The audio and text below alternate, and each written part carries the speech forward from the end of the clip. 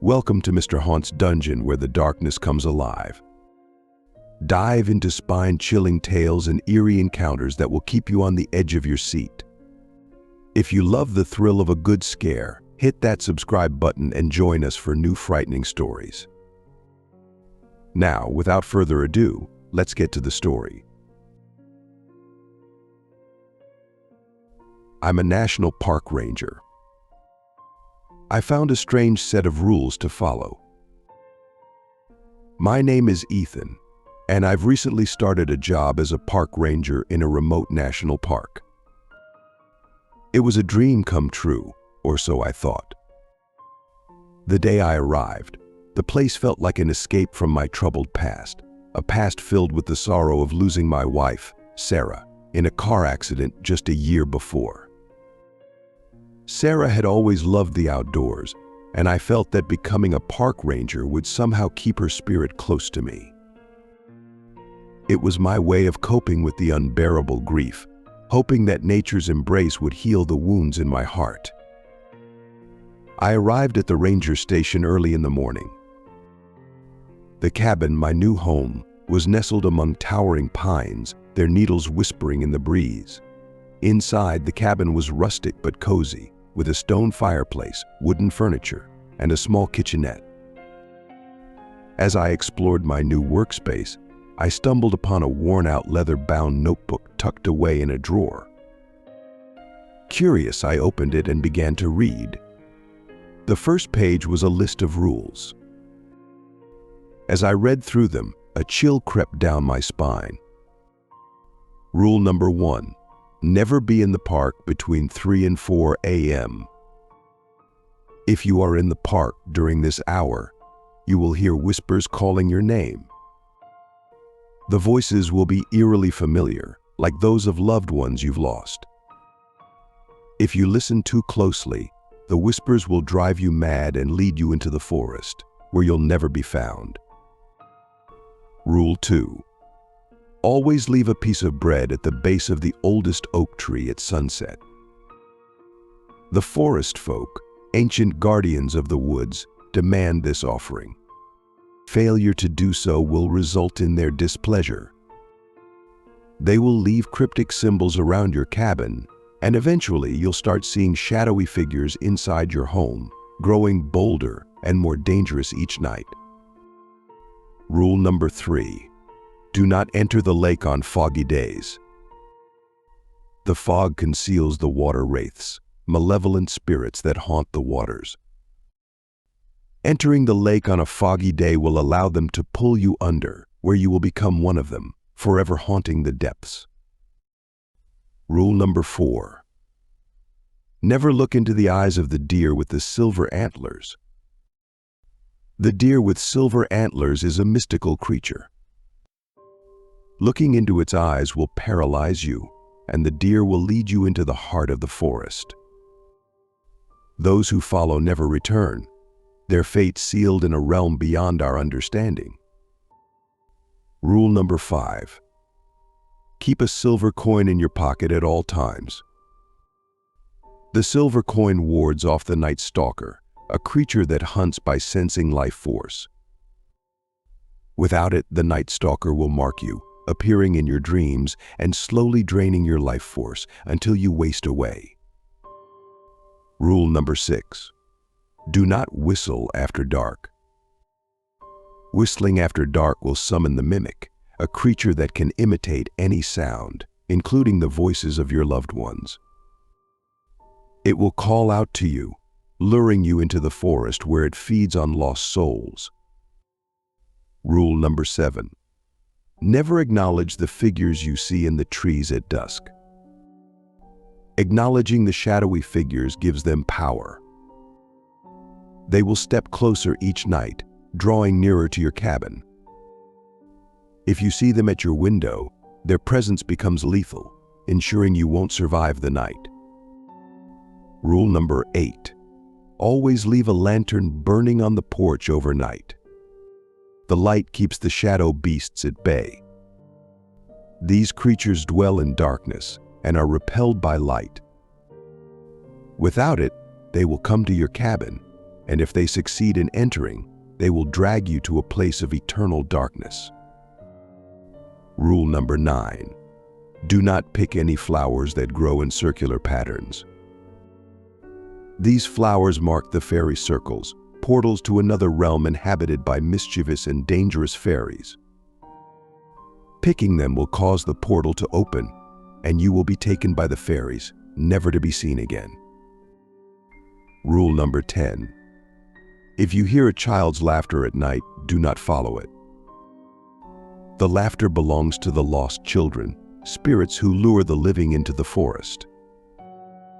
Those who follow are never seen again, joining the children in their eternal ghostly play. As I finished reading, unease settled in my gut. I resolved to follow the rules meticulously. For a few weeks, everything seemed fine.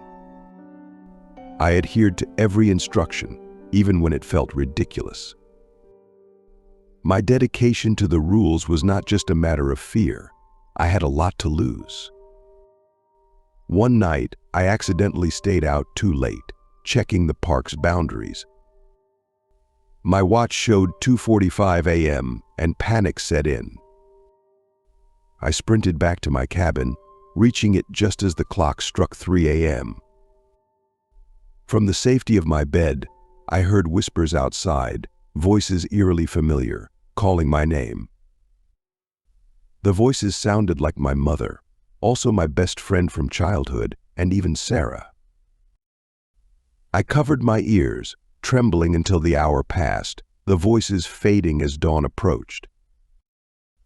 Every evening at sunset, I left a piece of bread at the base of the oldest oak tree. It felt silly at first, but I never missed a day. I would sit and watch the bread disappear, convinced it was just animals. Fog rolled in one morning as I prepared for a swim. Remembering the rule, I stayed on the shore, watching the fog dance over the water. Suddenly, a face appeared in the mist, eyes dark and empty. It beckoned, and I felt an unnatural pull toward the water. I stepped back, heart pounding, and the face vanished as quickly as it had appeared. The fog dissipated, leaving the lake calm and empty, but I couldn't shake the feeling of being watched. I encountered the deer with silver antlers while on a hike. Its eyes were captivating, drawing me in like a magnet. Just before my gaze locked with its eyes, I remembered the rule and looked away, feeling its presence like a heavy weight. The deer watched me for a moment longer before disappearing into the trees. The encounter left me shaken. I felt an overwhelming urge to follow that I had to resist with all my strength. I kept a silver coin in my pocket, a gift from Sarah. One night I lost it, and dread filled me. That night, the night stalker appeared in my dreams, its presence oppressive and draining. I searched frantically the next day, retracing my steps until I found the coin under my bed. That night, I clutched the coin tightly as I slept, and the oppressive presence did not return. One evening, I absent-mindedly whistled a tune Sarah used to love.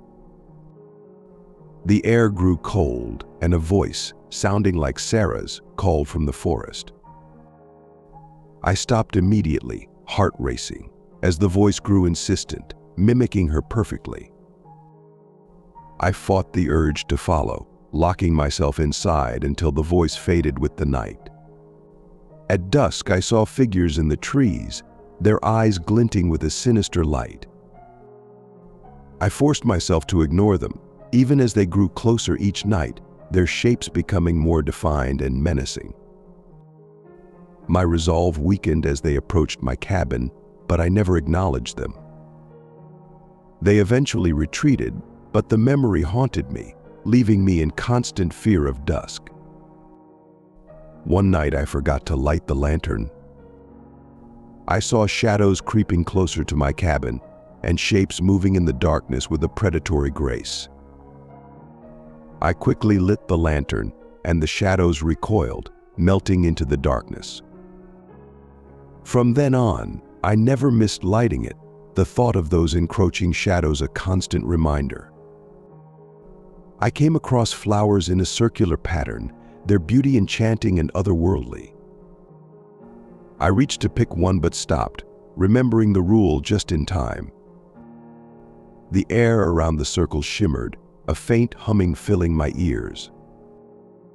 I stepped back, heart pounding, as the shimmer faded. The experience left me feeling unsettled, and I avoided that area from then on. One night I heard a child's laughter, light and carefree. It sounded so much like my future child's, the child Sarah and I had hoped to have. The urge to follow was almost unbearable, a deep lump in my chest.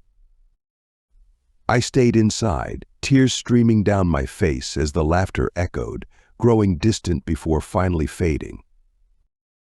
The emptiness it left behind was a painful reminder of my loss.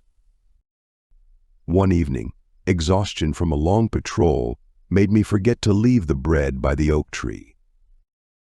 I realized my mistake as soon as I climbed into bed, but it was too late. That night, I woke up to strange symbols etched into the walls of my cabin. They were like nothing I had ever seen, intricate and almost alive with an unsettling glow. The following nights, shadows began to flit across my periphery, growing bolder each time. One morning I found deep scratch marks on my door. I knew then that I had angered the forest folk. Panic set in as the days went by. I started seeing figures at the edge of the forest, their eyes glowing with malevolence. One evening, as I hurried to relight the lantern I had forgotten to light the previous night, I heard a child's laughter echoing through the trees. Every rule I had broken seemed to compound my terror. I tried brushing it off as being paranoid and my mind playing tricks on me. One night I woke to find one of the shadowy figures standing by my bed. It whispered my name in a voice that sounded eerily like my mother's. I froze. The figure leaned closer, its cold breath chilling me to the bone. It reached out with shadowy hands, wrapping them around my throat. I struggled, feeling the icy grip tighten, darkness creeping into my vision.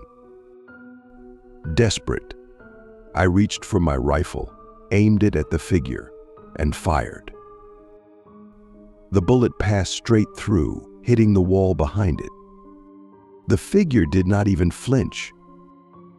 With a surge of adrenaline, I managed to break away, scrambling out of bed and fleeing. I didn't stop running until I reached the edge of the park. I packed my things and fled, abandoning the job and the park. To this day, I don't know what was real and what was a product of my fear. But I never ignore rules now, especially when they come with dire warnings. I quit my job, but I can still hear the whispers sometimes, and the child's laughter haunts my dreams.